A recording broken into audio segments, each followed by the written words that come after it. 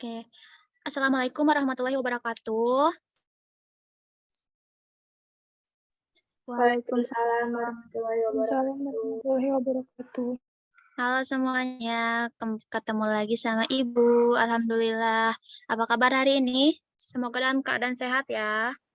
Ya Bu, sehat. Alhamdulillah. Langsung aja ya, sebelum belajar, Ibu minta Arif, satu-satunya cowok di sini untuk pimpin doa. Silahkan, Rik. Baik Ibu, izin doanya Ibu ya. Enggak. Ya, teman-teman sekalian, alangkah lebih baiknya sebelum kita memulai pembelajaran, mari kita berdoa terlebih dahulu. Berdoa dimulai. Doa selesai. Ya, gimana udah siap untuk memulai pelajaran hari ini? Siap? Siap Bu. Gak siap? Siap Bu, siap. Siap gak siap harus siap. Soalnya belajar itu wajib ya. Terus selanjutnya Ibu mau cek kehadiran dulu. Arif, Ada Bu. Widya. Widya hadir Bu. Indah. Hadir Bu. Novita. Hadir Bu. Rifa. Hadir Bu. Suci. Hadir Bu. Ditya. Belum masuk? Belum Bu. Ya udah nanti di itu lagi. Oke, langsung aja. Semester kemarin kalian mempelajari tentang konsep dasar akuntansi. Ada yang masih ingat gak apa itu konsep dasar akuntansi?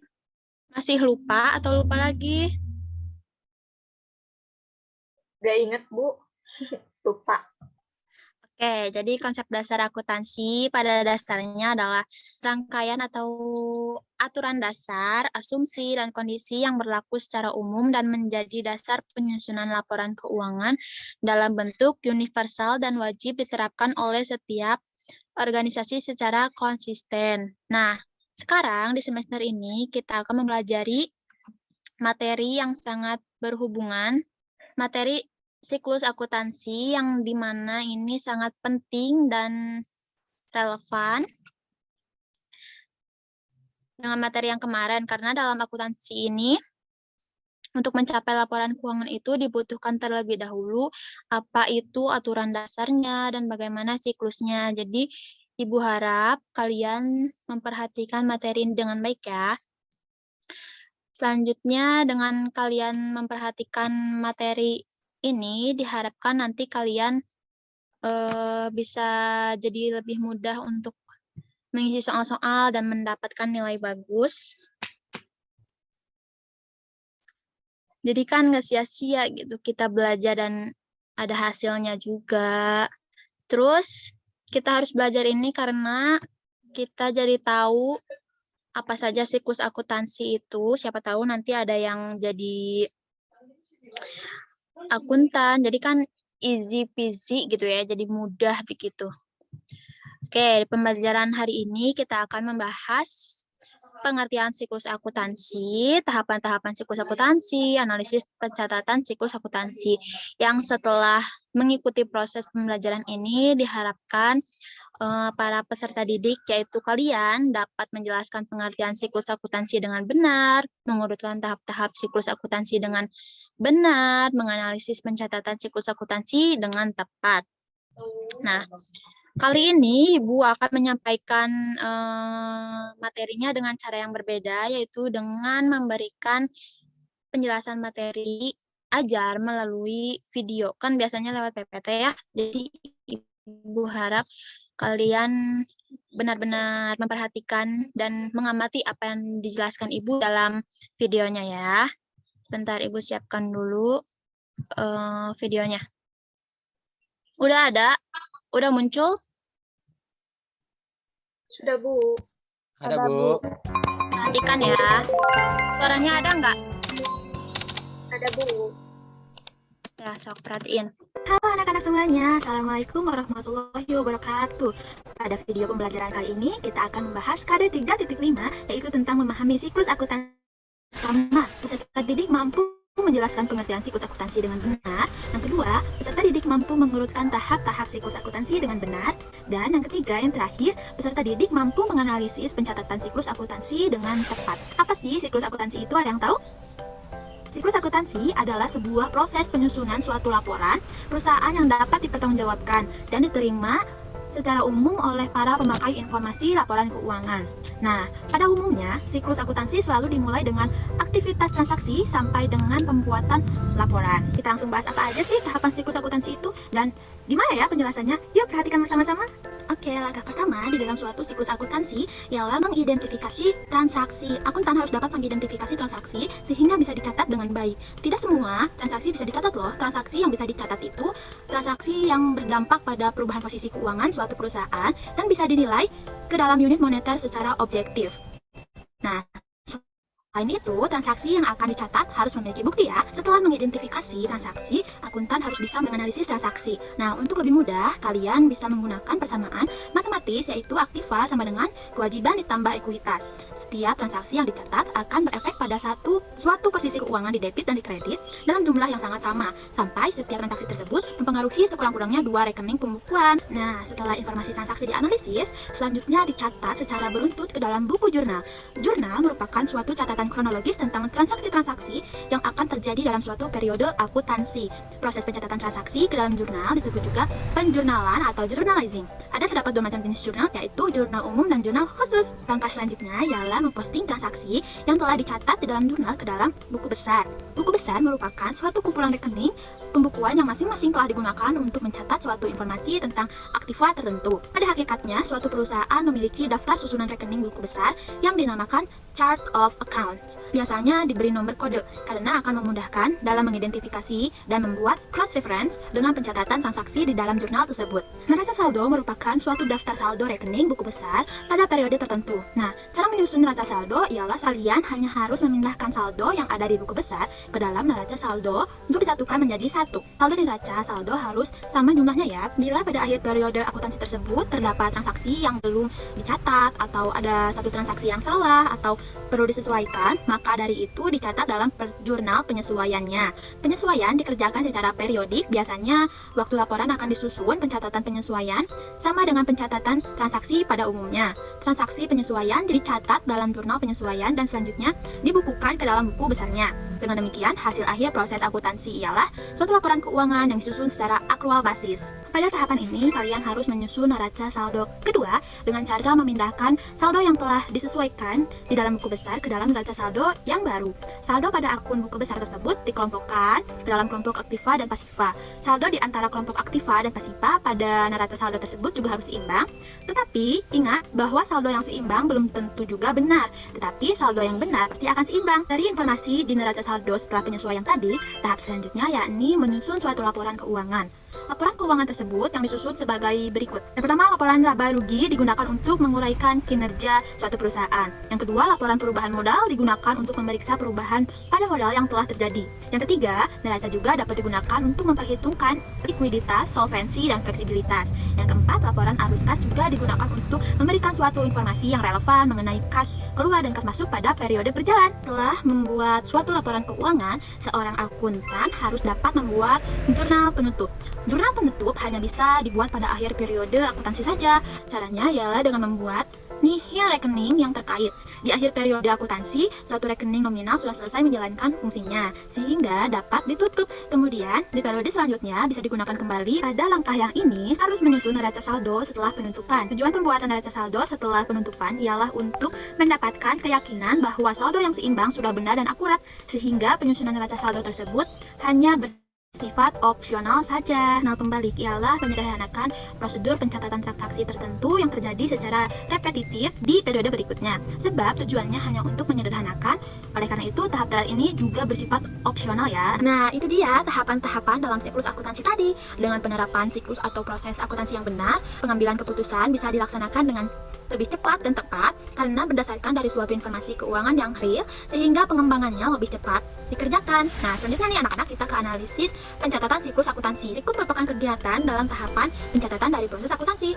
Tahap yang pertama ini penyusunan atau pembuatan bukti-bukti transaksi atau bukti-bukti pembukuan. Nah, di bukti transaksi ini dapat berupa bukti internal seperti bukti kas masuk, bukti kas keluar, dan memo. Dan bukti eksternal seperti kwitansi, nota debit, nota kredit, dan faktur. Selanjutnya, transaksi yang tersedia buktinya tersebut semua harus tercatat ke dalam jurnal, baik jurnal umum maupun jurnal khusus. Dan setelah selesai, kemudian postinglah tuh atau pindahkan ke buku besar, baik buku besar utama maupun buku besar pembantu. Yang nanti pada akhirnya akan ada buku besar yang disusun berdasarkan kelompok akun dari transaksi yang dilakukan. Nah, oke anak-anak, itu dia pembahasan materi pertemuan kali ini. Sampai bertemu kembali pada materi-materi selanjutnya. Wassalamualaikum warahmatullahi wabarakatuh. Oke, itu dia video pembelajarannya. Nah, semuanya setelah kalian perhatikan video pembelajaran tadi, coba deh identifikasi oleh kalian apakah ada masalah atau masih kurang mengerti pembahasannya atau ada yang mau bertanya, mangga silahkan. Tidak ada? Cukup paham dan dapat dimengerti materinya? Oke, kalau misalkan nggak ada, Ibu aja deh yang mau memberikan kalian pertanyaan. Nah, apa sih yang terjadi jika siklus akuntansi tidak dijalankan dengan semestinya atau tidak sesuai aturan? Ada yang mau menjawab?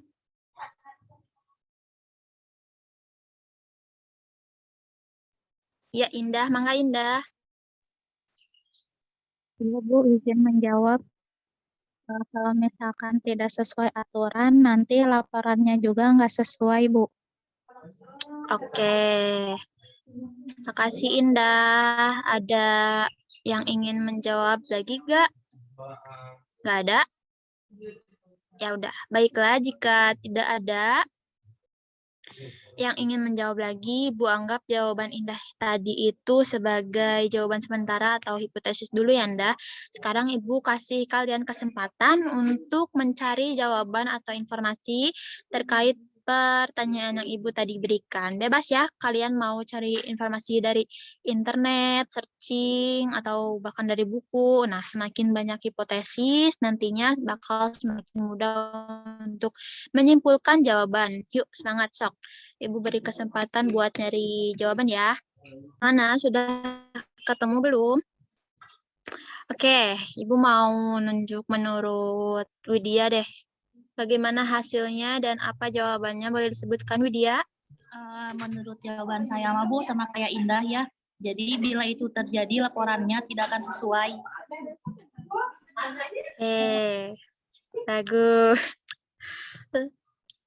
Yang lain ada yang ingin menambahkan? Ya, bangga Novita.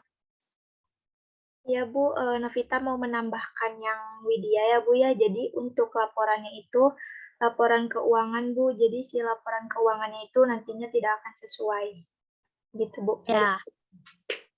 Kasih ya Indah, Widya, sama Novita. Oke.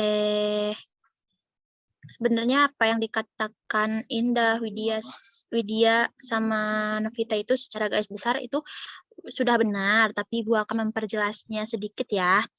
Jadi, jika siklus akuntansi tidak dijalankan dengan semestinya, yang terjadi adalah akan menghasilkan laporan keuangan yang tidak akurat, karena hasil akhir daripada penerapan siklus akuntansi adalah sebuah laporan keuangan. Nah, si laporan keuangan ini berfungsi sebagai gambaran mengenai kondisi keuangan usaha keseluruhan.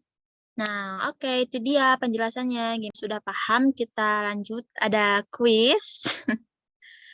Ada kuis lagi. Sebentar, Ibu mau kirim linknya dulu. Itu linknya ada di chat. Sok coba buka dan masuk ke si itunya. Kuisisnya. Nah, bisa Bu. Bisa? Udah masuk kan semuanya? Ya. Let's go Bu. Yuk, mulai ya. 1, 2, 3, brot.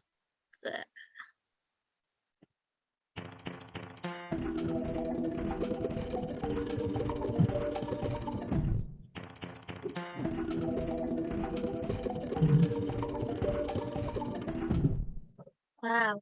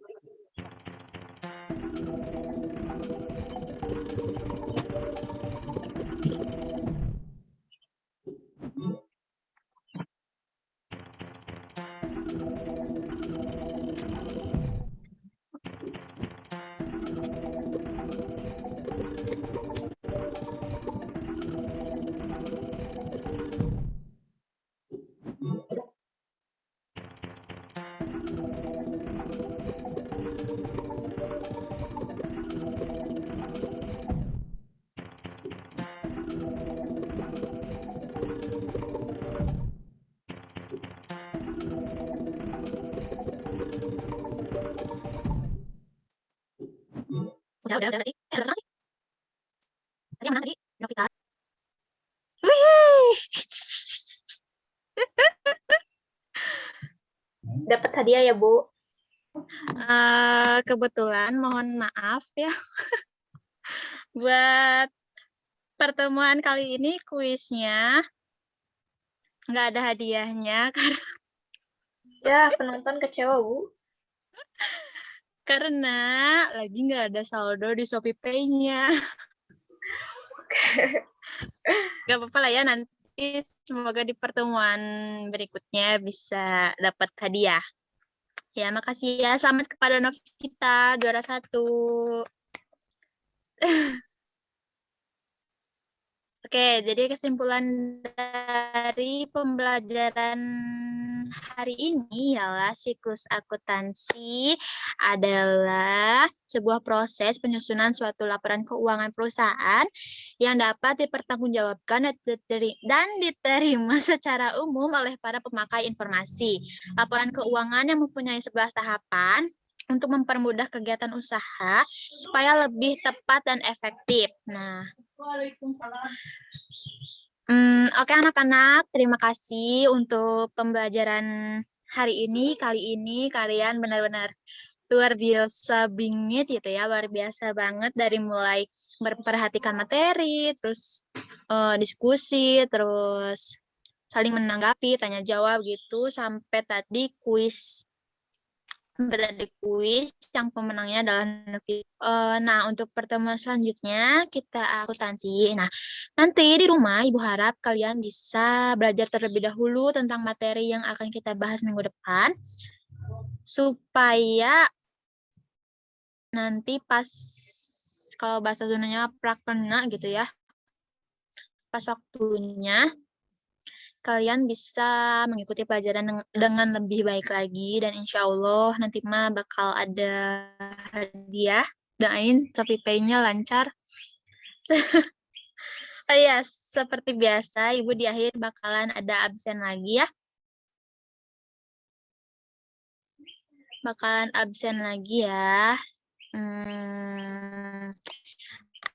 Arif, Iva. Ada, Bu. Arif ada. Oh, tangannya telanjang. Ada, Bu. Ini ngelek Ibu. Oh iya. Terus Widya. Widya hadir, Bu. Ditya.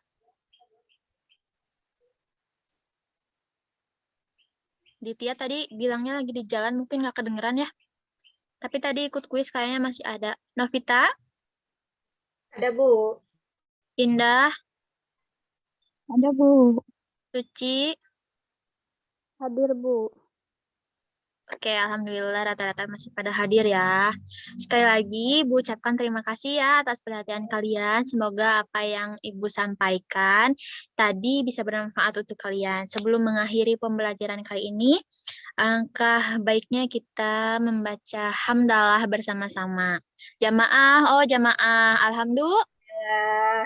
Oke, terima kasih anak-anak. Selamat beristirahat. Wassalamualaikum.